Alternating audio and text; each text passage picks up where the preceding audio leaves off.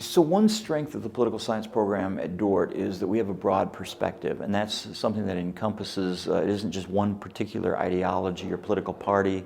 I have a lot of experiences, I have a lot of acquaintances and friends who have a wide variety of different points of view, and so I'm able to bring that in. And another aspect of a broad perspective is it's not just the theory. We're actually looking at the practice of politics. Politics isn't just something that you learn about, read about, it's something that you do. We all come with our own points of view in terms of politics, and I understand that, and I have my own as well, but I want to make sure that the students in my classes feel comfortable expressing their opinion, either in class discussions or on tests and essays and papers and things like that.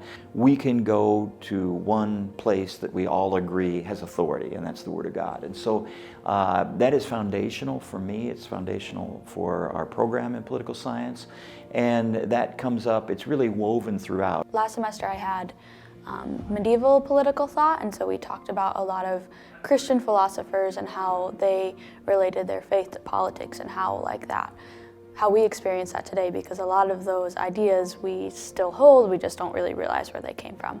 And so to understand that more historical perspective, I think, is really important, because for Christians, we need to look at where we've been to realize where we are and to see where we can go. In some of the classes, like Introduction to Politics, I do a presidential election simulation where we spend a week where we have different parties, we have different candidates, campaign managers, media, debates, all kinds of different things like that, where they get at least a little bit of a taste of what it's like to run a campaign. So some of the classes we do special activities like that as well. I would also say that we have active political clubs on campus.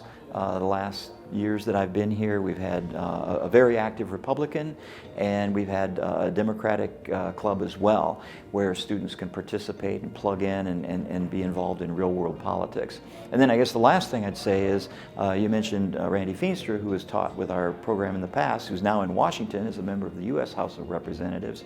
I have been privileged to be able to serve now this year in the Iowa State Senate. So I was elected in 2020, and I am one of 50 state senators who are making law for the state of Iowa. So that is something that I'm able to bring into the classroom.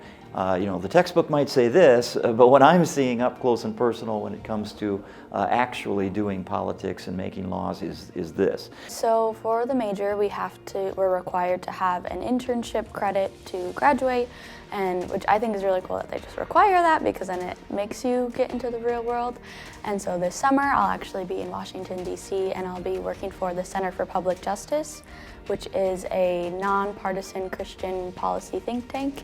And so I'll be helping them kind of edit a peer-reviewed publication for people who are publishing their research in the area of Christian and politics and how that intersects. So how can you best use your gifts and your skills and the influence you have, whether that's voting, whether that's actually running for office, whether that's influencing policy, whether that's just loving your neighbor, whether that's going to city council meetings.